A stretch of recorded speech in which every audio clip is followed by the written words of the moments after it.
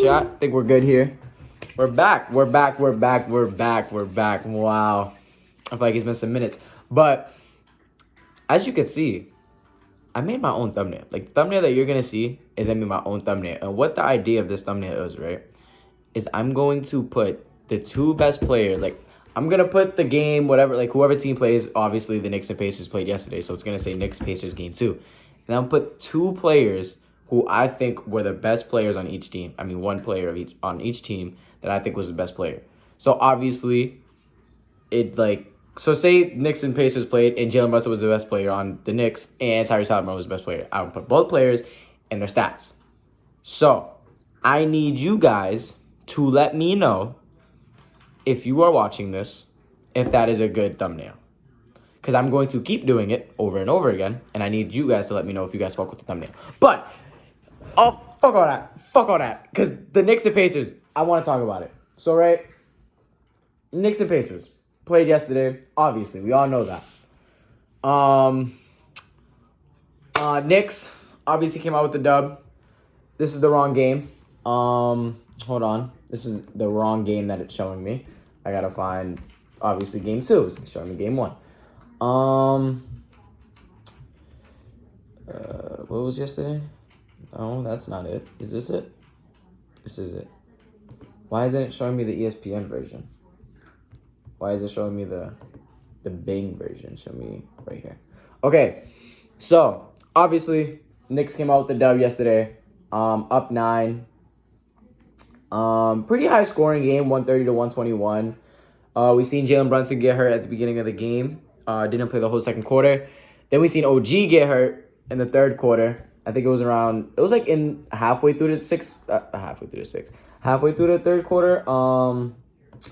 But I'm talking too fast. I really want to talk about this game because there was a lot of things about the Pacers that really pissed me off that I want to speak about. And yeah, so let's start with how the game started. The game started, of course, with the Pacers. You're gonna be in a fast-paced game, which is scary for the Knicks, but obviously they're holding it down up 2-0 as of right now. Now, obviously in the first quarter, we saw Jalen Brunson go down. I don't know if it was before the first quarter ended or he went to the locker room as the first quarter ended. I don't know because I really stopped watching the game after the first quarter. But it was a tie game at the end of the first quarter, and obviously with Jalen Brunson out the whole second quarter, that's when the Pacers got their lead, went into half with a 10-point lead, it looks like. Yeah, 10-point lead. They outscored the Knicks by 10 in the second quarter, 27 to 37. And I think that's where the offense, in my opinion, looked the best. Even though I really wasn't watching it, obviously it looked the best at that point. But obviously the one thing that killed them was OG. I think he had 26 at half, I think. But let's just skip to the third quarter because that's when I was really watching the game. Let's skip to the third quarter. Now, as a Knicks fan up 10, right? I mean, I said as a Knicks fan. As a Pacers fan up 10, you would think that you want to keep playing how you were playing. You want to keep, I think Tyrese Halliburton, he ended with, hold on, let me make sure I'm saying this right because I don't want to mess up any stats. I want to give y'all false information. But Tyrese Halliburton ended with 34 points. He was a minus 17 for plus minus, 9 assists, 6 rebounds, right? You would, other than the plus minus, if I just said he had 34, 9 assists, 6 rebounds, you would think he did his job. Why, if anything, if I said Tyrese Halliburton didn't do a good job, why would you say that? He had 34. But I'm going to show you why stats really don't matter, right? If I go to, can I go Gamecast? I don't think I can do it like this. Because I want to see how many points he had at half, but I don't think it's going to show me. What the fuck? Let me mute this. I don't know what the fuck's playing. But, right? Third quarter starts. I don't know how many points he has at the start of the third. I'm trying to find it. When's the last time he scored? Right here. So, no, he missed this jumper. Right here. Last time he scored was the 2:27 mark of the second quarter. He made a 27-foot jumper, which obviously that's a 3, I'm pretty sure. Let me check. Yeah, it's a 3. So 3:27 mark. Remember that. 3. Wait, where was it? Oh no, 3:15. 2:27. 2:27 mark of the second quarter, right? 2:27 mark of the second quarter. Third quarter starts. His next shot that he takes in this game is at, I'm trying to find his name. It's that deep down here. The next shot he takes is, oh my God, I really can't see it. Defensive rebound, misses free throw 1 of 1. Right here. Tyrese Halliburton Tyrese Halliburton makes 2-point shot, 3:19 in the third quarter. Now, that's basically a full quarter he didn't take a shot. 2:27 to the 3:19 mark in the third quarter. As the best player on the team, right? You cannot afford to not take shots to not take matters into your hands. And at this point in time, this is when the Knicks went on a run. Let me look at the score real quick. So it was 73-63. They didn't score 77-67. Is it right here they went on the run? 79. Yeah, right here. Right here, the Knicks went on a run. It was 79-70, right? 79-70, up 9. The Knicks went to go on it looks, what was it, 79? Now they're at 70-79, and now they're 84-79. So if my math is correct, they went on a 14-0 run. And through that 14-0 run, Tyrese Halliburton didn't take one shot. Not one shot. Damn, my face looks dumb dirty. But he didn't take one shot, right? As the best player on this team, you have to take matters into your own hands at some point in the game. At some point into this game, you have to take matters into your own hands. There was a couple shots that he took, that he didn't take, that I really think he should have took. There was a layup he had at the rim. There was another pass he caught at, I think it was the right wing. He had a shot, but he decided to drive it and then kick it. As the best player, you have to take matters into your own hands. I know he's a pass-first guard. I know he loves to pass the ball. But as the best player, and we know Tyrese Halliburton, we've seen it before, he can go out and give you 30 and 10. We know he loves to pass, but he can give you 30 and 10 on a good night.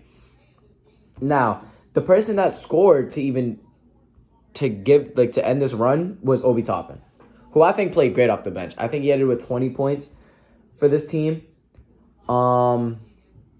But I do think as the Pacers, there was some point, I think it was TJ McConnell. Yeah. TJ McConnell checked into the game. I don't know when he checked in. If I can maybe find it in this play-by-play. But he entered the game 5:35. Let's remember that, 5:35. And I think he probably played the best defense on Jalen Brunson I've seen throughout this series and the 76ers series. I think he played the best defense I've seen on Jalen Brunson. Other than that one play where they kind of really got into it, he gave him a little... I thought it should have been a section. I thought it should have been an offensive foul first. It did look like he extended on the first bump, but on the second bump, he took it way to the rim.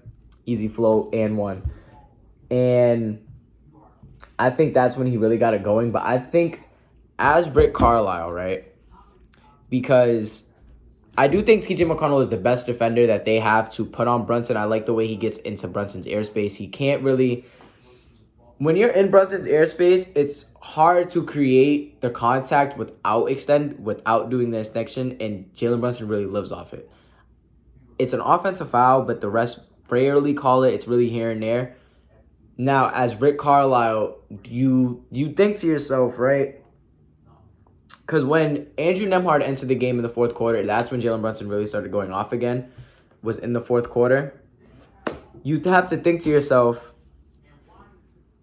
when do I make the adjustment and say, I'm fine living without the 3 ball from TJ McConnell?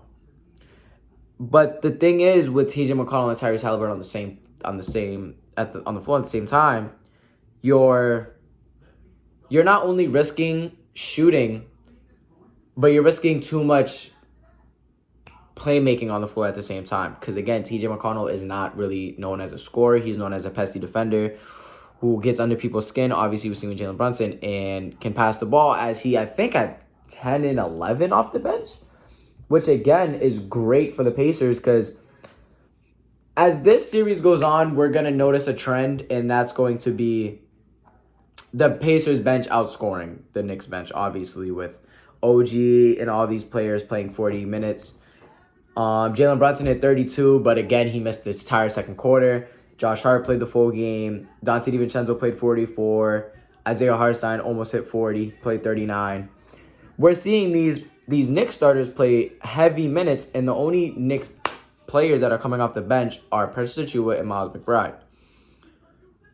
At some point, we're going to see a factor change, maybe, and that's going to be the bench scoring for the Pacers really helping them. Obviously, in Game 4, I think they outscored them 42 to something. And then in the second game, it looks like 25, 35, 36 to 12. 36 to 12. At some point, I don't know when it's going to happen because if they win this series, say in 5 or 4, if they sweep them, if they go up against the Celtics don't usually use that many people on the bench either. They maybe go through Peyton Pritchard. They go through Al Horford when Kristaps Porzingis is healthy. They go through Luke Cornett and then Sam Hauser. And then maybe Xavier Tillman. That's what? 8-man, 9-man? Which is kind of what the Pacers are running. But the Celtics are still going to rely heavily on their starters like the Knicks do. So against the Celtics, you might be able to do this. But I don't know with the Pacers, especially now with OG, who we don't know his, how do I put this? We don't know his status for Game 3 yet. So he might not play. We don't know yet. But at some point, as Rick Carlisle, you have to think to yourself, when do I put TJ McConnell in the game? Because now, what I've seen as a viewer, I'm not a coach, as a viewer, I've seen that I think TJ McConnell is the best defender you could put on Brunson. But do you risk that? Because the one thing also that killed the Pacers was offensive rebounding. Now, they out-rebounded the Knicks. Well, they out-rebounded the offensive rebounding. They out-rebounded them 14-12. The Knicks won the rebounding battle, though. But most of those offensive rebounding came at the last minute. Now, again, with TJ McConnell in the game, you're also risking rebounding. Do you risk that? I don't think you do, but I think for your best chance to win the series, you might have to. You might have to. But another thing that I can say about the Pacers is, damn, I'm just shit-talking the Pacers right now, but they really got me mad because this was really their game to win. But another thing, they have to stop letting Miles Turner leave the paint. Because a lot what you'll see is that when the Knicks either push it or they set up their offense, somehow, some way, they will rotate the ball and the Pacers will get caught in rotation.